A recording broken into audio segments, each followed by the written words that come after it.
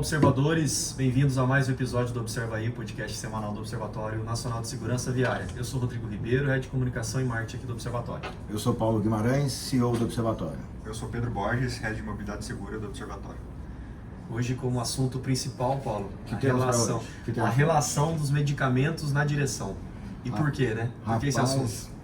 Esse é um assunto interessante, a gente discute pouco sobre ele, mas a Abramet, né, que é a Associação Brasileira de Medicina do Tráfego, uma associação que reúne a classe médica voltada para a prevenção e segurança no trânsito. Pode ir um pouquinho mais para cá, Paulo. Mais para cá? Não precisa ficar com medo, não.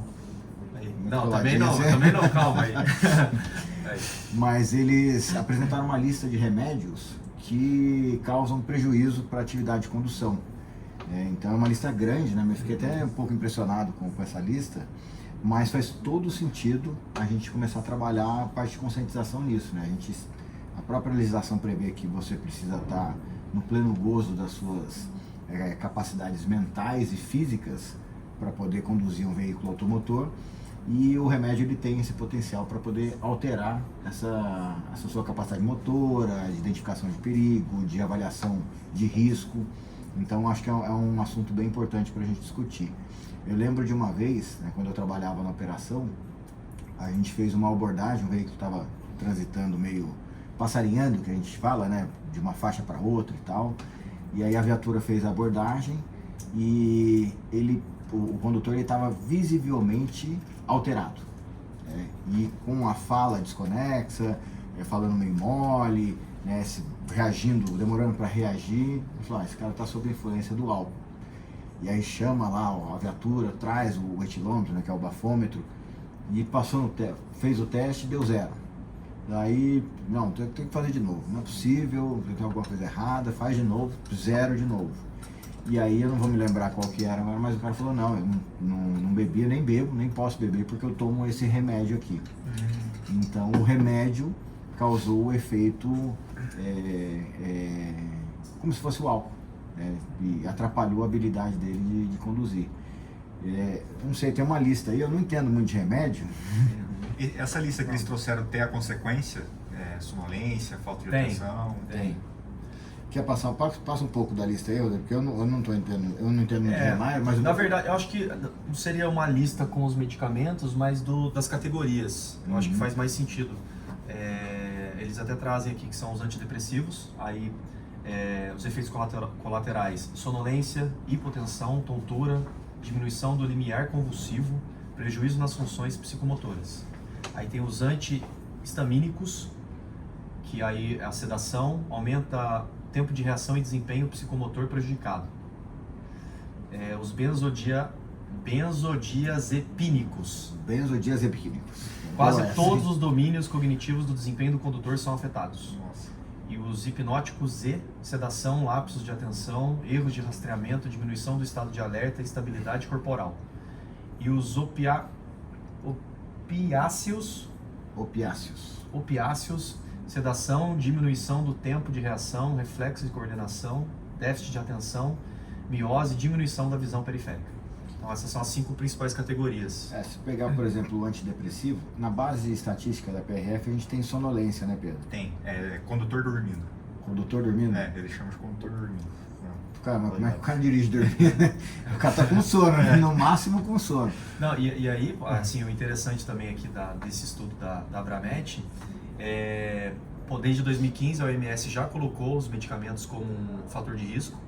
A ONU em 2018 também colocou os medicamentos como fatores de risco. Então na Europa eles já tem lá alguns medicamentos, já saem na embalagem do medicamento, trazendo, assim como a gente tem para o cigarro, né? Já traz ali o risco da relação do medicamento com a condução. Então eles trazem todas essas informações também para basear esse estudo. Essa é uma pauta interessante. E e o outro ponto é o aumento dos medicamentos. Eles trazem esse dado também que é bem legal, que eu não sabia, que pós-pandemia. Então aqui, pós-pandemia, né? Consumo de remédios para ansiedade cresceu 10% entre 2019 e 2022. O de sedativos usados para dormir aumentou 33%. E os antidepressivos saltou para 34% de aumento pós-pandemia. Bastante. Bastante. E isso faz sentido, tem lógica, né? Muita gente com distúrbios, transtornos, sequelas da pandemia, mesmo quem não ficou doente, por conta do isolamento, aquela coisa toda, as questões psíquicas ficaram muito presentes, mais presentes depois da pandemia. E é um assunto, porque assim, a pandemia teve dois desdobramentos quando a gente fala desse assunto. O primeiro, o uso de antidepressivo, enfim, as pessoas passando por isso. E um outro, que eu vejo acontecer bastante também, as pessoas em busca por mais saúde, emagrecimento. Muita gente ficou chocada com o lance da comorbidade e tal. E tem muita gente usando remédio para poder emagrecer, achando que isso está trazendo saúde e pode ter uma consequência ruim dessa. O negócio é tão...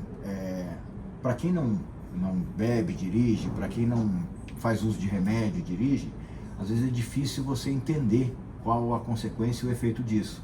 Mas ontem a gente teve, né? A gente teve lá na Intermodal, o SESC Senat estava com uma ação educativa lá que ele tinha 2 óculos. Um simulava embriaguez e o outro simulava sonolência. E realmente, quando você faz passa por uma ação dessa de experimentação, uma ação mais lúdica, aí realmente o efeito educativo daquela ação ele é muito maior do que você só falar que beber e dirigir é ruim. Sim. Então eu quase caí, né? Fazendo o teste lá, acho que deve subir aí nas redes sociais aí, a nossa avaliação lá. Mas é uma coisa interessante também, sempre que a gente puder ter acesso ou disponibilizar acesso às pessoas para esse tipo de experimentação com segurança, logicamente, é importante.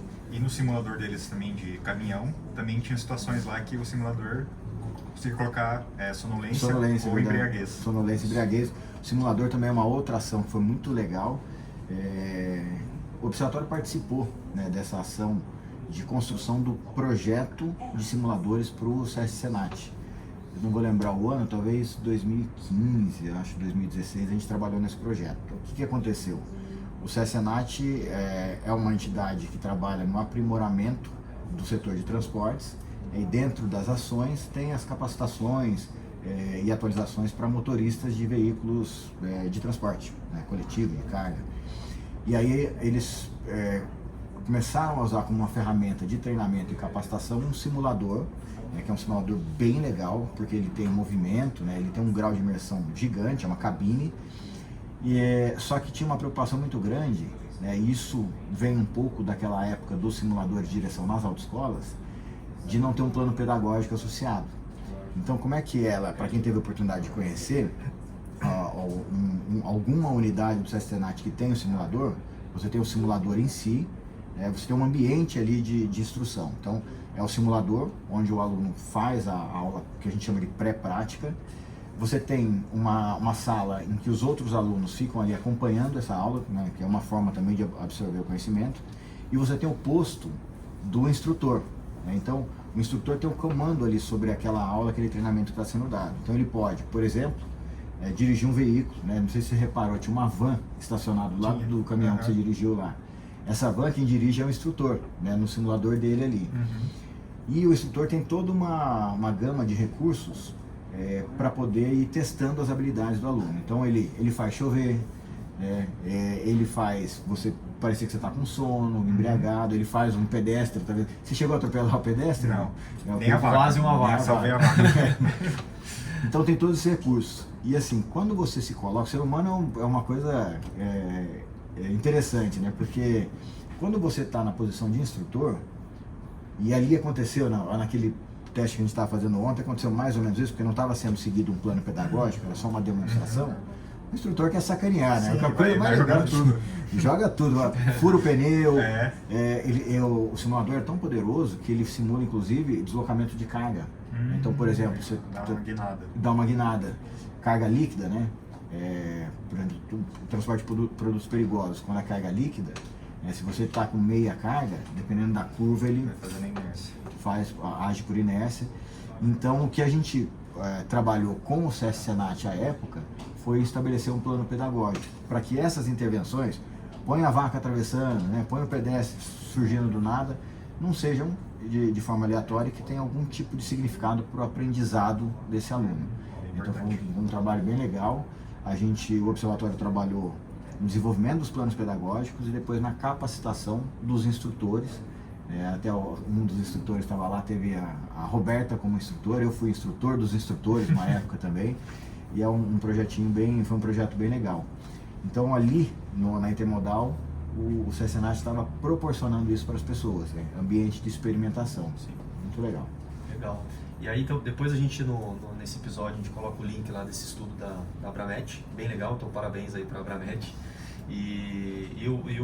Para fechar aqui o assunto, a ideia é essa, né? Eles orientarem os médicos, não só os que atuam na medicina do tráfego, mas todos os médicos, não impedir os médicos de receitarem esses medicamentos, mas orientar as pessoas que, esse medicamento tem uma influência na direção, né? Então, esse objetivo aí do trabalho deles é bem legal. E também eles querem gerar, óbvio, aqui um advocacy aí para alterar a lei, enfim, trazer um pouco mais. Eles até trazem um exemplo aqui da cadeirinha, de quando teve a obrigatoriedade da cadeirinha. Eles querem agora também trazer isso para as embalagens desses medicamentos, trazendo esse alerta. Tem gente que não faz ideia. É isso. E trazendo agora um pouco para a nossa agenda, Paulo já deu aqui já entrou com o intermodal, tinha total relação aqui com o assunto principal, mas a gente também está com o nosso grupo de pesquisa, né, Pedro? Sim. Mais adesões aí, mais pessoas participando. O grupo de pesquisa ele começou no fim do ano passado, então a gente sempre estava prevendo reuniões a cada 2 meses, só que a gente percebeu que o engajamento estava alto, então agora a gente tem uma reunião por mês. Uhum. Próxima reunião no grupo de pesquisa, a terceira reunião, vai ser no dia 20 de março, das 2 às 4. Quem tiver interesse em participar pode entrar em contato com o professor Thiago. Lá no nosso site já tem a página do grupo de pesquisa, que vai para o link do CNPq, e lá tem um contato do coordenador do grupo, que é o professor Thiago. Para fazer parte da reunião não precisa estar exatamente dentro do grupo, então ela é aberta para todo mundo que quiser acompanhar. E quem tiver interesse depois em participar do grupo vai ter que preencher ali um formulário com as informações para ser registrado depois lá no sistema do CNPq. A gente já tem a pauta para a próxima reunião, então a gente vai ter uma apresentação da Marília Gabriela, que ela vai falar sobre fatores que afetam a percepção da qualidade de viagens em rodovias no Brasil. A gente vai ter a apresentação do Pedro Borges, mais conhecido como eu. Vou apresentar a minha dissertação de mestrado, que é o impacto do ambiente construído no comportamento de excesso de velocidade em Curitiba. E, por fim, a gente vai ter a apresentação do Rodrigo Aguiar, que ele vai falar sobre melhorando a segurança viária usando a inteligência artificial. Essa reunião, ela é uma reunião aberta, mas ela não é transmitida? Não, é só uma reunião ali no Meet que a gente conversa lá dentro mesmo. Não tem como acessar do YouTube, por exemplo. Uhum. E a ideia é que quem quiser participar, mesmo não estando no grupo de pesquisa, aí você já passou a agenda, acho que a gente vai divulgar a agenda também da próxima reunião. Entre em contato comigo, com o professor Thiago, e a gente manda o link. E olha só, informação legal aqui, complementando a informação do professor Pedro. A gente tem no grupo de pesquisa as linhas de pesquisa. Então a gente tem 1, 2, 3, 4, 5, 6, 7, 8 linhas de pesquisa. E cada uma delas já está com uma quantidade de pessoas já alocadas. Então isso é muito legal, isso está disponível lá no site do CNPq, que você consegue chegar por meio de um link que está no nosso site. Mas a gente tem a linha fiscalização de trânsito, que a gente tem 4 pesquisadores alocados. Temos gestão da segurança viária, com 4 pesquisadores e 4 estudantes. Políticas e instrumentos para a segurança viária, temos 4 pesquisadores. Saúde e atendimento às vítimas, estamos com 1 pesquisador. Então aqui acho que cabe a gente até falar com a Abramet, né? Chamar a turma da Abramet para participar. Segurança veicular, 2 pesquisadores e 1 estudante. Segurança viária e sociedade, temos 5 pesquisadores. Usuários seguros, 14 pesquisadores e 6 estudantes. E vias e mobilidade seguras, a gente tem 15 pesquisadores e 9 estudantes. Então, aqui tem a lista de todo mundo que está participando. E aí um último dado para a gente fechar aqui esse assunto, que eu acho que é super interessante. Aqui um dado complementar, a gente já tem instituições parceiras relatadas no grupo. Instituto Federal de Educação, Ciência e Tecnologia de Goiás, o UFG, a UTFPR, que é... Universidade Tecnológica. Esse T aqui eu nunca tinha visto antes. Que é a Federal do Paraná, nossa principal, acho que parceiro aí de pesquisa. o FRJ, o campus de Macaé, presente também no grupo de pesquisa, e o próprio Observatório Nacional, que também hoje é considerado um ICT, Instituto de Ciência e Tecnologia. E aí, qual é o resumo do nosso quadro hoje? A gente está com um colaborador estrangeiro, isso a gente acha que consegue até ampliar isso com as reuniões que a gente tem feito para o Maio Amarelo, mas a gente tem 15 doutorados, 13 mestres, até 15 doutores, 13 mestres, 5 especialistas, 7 graduados e acho que 4 estudantes, isso mesmo, 4 estudantes. Isso. Então é um grupo que está bem recheado ali.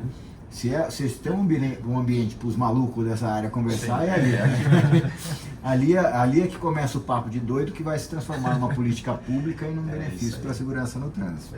Mas é bem legal, bem legal. E o Pedro tem feito esse trabalho também de conectar a academia com a realidade. Então uma das funções do Pedro aqui no Observatório é transformar o conhecimento em projetos, né? Então mais ou menos essa...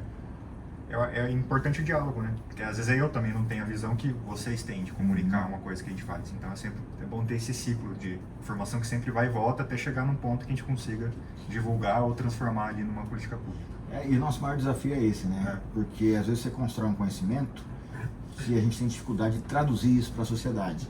Eu acho que é a maior dificuldade. É a maior dificuldade, porque de pesquisador para pesquisador o negócio flui. Então a gente vem fazendo ações, né? A gente começa, por exemplo, com o webinar, que tem essa linguagem mais técnica, a gente traduz para um conteúdo que nem esse nosso aqui, dia a dia, mais popular, mas sempre com essa base técnica e científica que é produzida aí nessas áreas. Sim. Fechando a agenda aqui, falar um pouquinho do nosso seminário, né, Paulo? Mobilidade Humana, Segura e Sustentável. As inscrições estão abertas. Cada uma que a gente arruma com a cabeça, né, André? Tá louco. Mas cada uma que você me arruma. Vai ser super legal. Vai ser super legal. As inscrições estão abertas. Vai acontecer no dia 6 e 7 de maio. Mega evento. Já pode falar da outra novidade que saiu hoje de manhã? Você que manda. Não, é que a gente está fechando uma parceria com o CPTRAN, que é o Comando de Policiamento de Trânsito do Paraná. Eles têm um evento que acontece em maio, que é um encontro de todas as polícias que cuidam da parte de trânsito, e a gente está incorporando essa reunião do CPTRAN dentro do seminário. Então a gente está fechando ainda como é que isso vai funcionar dentro da programação científica, mas a gente tem já a participação, já está quase fechado já a participação das polícias de trânsito ali dentro do nosso seminário. O que vai ter no seminário? O seminário é um seminário de 2 dias. Primeiro dia dedicado à segurança no trânsito. Então a gente ali tem uma abertura, o lançamento do Maio Amarelo oficial. Então já temos ali confirmações do secretário nacional de mobilidade, Denis Andia, acabou de confirmar. Vou lembrar de cabeça aqui agora, Júlio Pelizon, que é do DENIT, vai expor ali Conexão DENIT, também acabou de confirmar. A gente tem a Paula Faria, que é CEO da Connect Smart Cities, também confirmou participação. Temos participação de Espanha, Portugal, Chile, Argentina e Bolívia, expondo ali a proposta de segurança viária. Então, no primeiro dia a gente vai discutir isso. A gente começa uma análise global da segurança viária, depois tenta entrar num comparativo entre os continentes, fala um pouco sobre políticas nacionais de segurança viária e chega na apresentação de algumas cidades do Brasil que já têm seus planos de segurança viária definidos. Já temos Campinas, Porto Alegre, já confirmados. Temos... São Paulo e Rio? Não, São Paulo não. Rio de Janeiro. A secretária Maína do Rio de Janeiro vai representando a cidade. Estamos aguardando confirmação de São Paulo, de Guarulhos. Então, que são as cidades ali que a gente mapeou que tem um plano já um pouco mais recente, tá, para fazer essa discussão. E no segundo dia, temos uma discussão um pouco mais ampla sobre sustentabilidade, inovação e mobilidade. Então, a gente começa ali com a sessão plenária falando sobre ambientes de inovação e a relação com a segurança. Então, temos ali o próprio Parque Tecnológico de São José já confirmado. O presidente do parque, o Jefferson, vai lá, vai falar um pouco sobre distrito de inovação como uma propulsão para os assuntos de mobilidade. Temos também o Parque Tecnológico de Itaipu, vai fazer uma apresentação lá também. Temos a FGV, que vai apresentar o nosso projeto do Mobilab. Então vai ser um dia mais dedicado a esses elementos de inovação. Vamos ali ter uma discussão sobre fator humano também. Então vai ser bem legal, imperdível. Tá lá. Inscrições estão abertas. Tudo no site. Tudo no site. É coisa, hein? É coisa, hein? É coisa.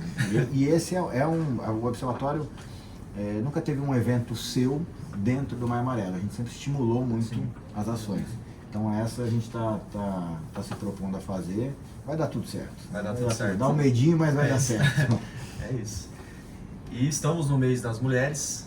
E vou abrir aqui uma peça do laço desse mês. Boa. Né, Paulo? Vou passar aqui.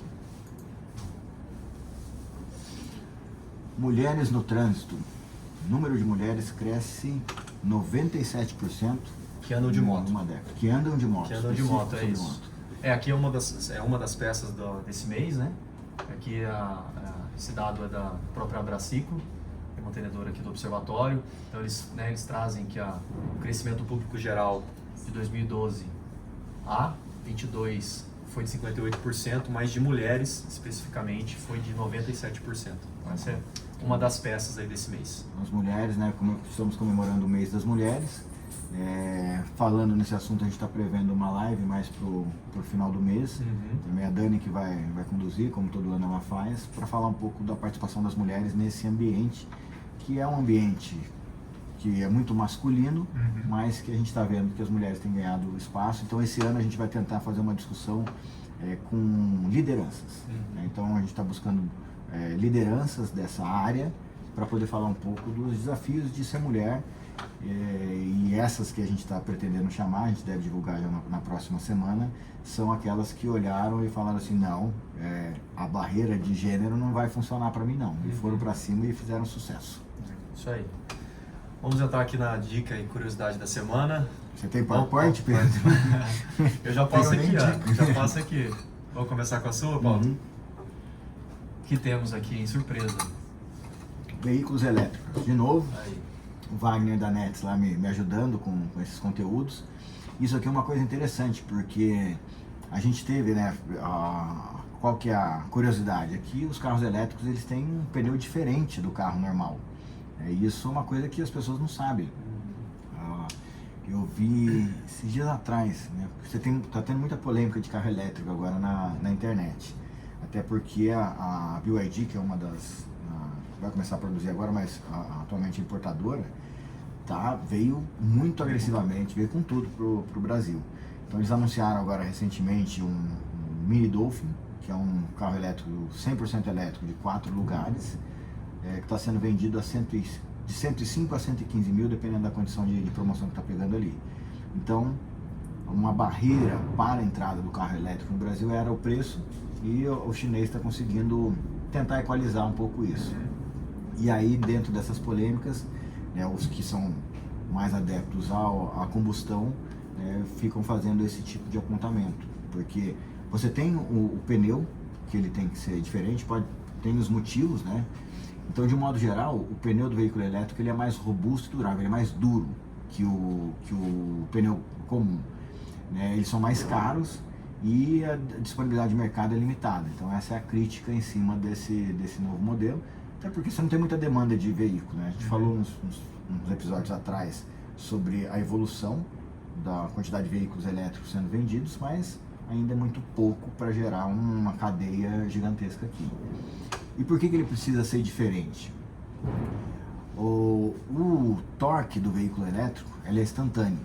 Então, quem já teve a oportunidade de dirigir um veículo elétrico vai perceber isso. Se você olhar o gráfico de torque de um veículo a combustão, ele é uma parábola. Então, conforme você pisa no acelerador, ele vai aumentando a queima de combustível e aí vai aumentando o torque. Isso acontece em segundos, frações de segundos, mas é uma curva parabólica. E se você olhar a curva de torque do carro elétrico, ele é instantâneo. Então, a hora que você pisa até o final do acelerador, ele despeja toda a potência que ele tem disponível, porque ele é elétrico, ele não depende de nada, é a velocidade da luz, né? Não é a velocidade de uma queima de combustível. Então, isso gera uma tração muito mais forte. Quando a gente começou com o projeto da linha verde, eu estava na prefeitura aqui de São José, uma das coisas que assustou muito foi justamente o consumo de pneus. Você imagina, um veículo de 23 metros, eu nem lembro quantos pneus tem lá, tem pneu pra caramba. E os pneus que estão nas rodas de tração, e tem um outro diferencial porque você não tem cardan, você não tem transmissão num carro elétrico. A roda é acoplada direto no motor. Direto. Então isso é direto, pá, se acelerou ele vira. Então isso gera um desgaste adicional e isso assustou muito a gente aqui no começo, né, falando de transporte coletivo, porque o consumo de pneus foi exagerado. Baixo nível de ruído, né, então os pneus veículos elétricos são projetados para reduzir ruído.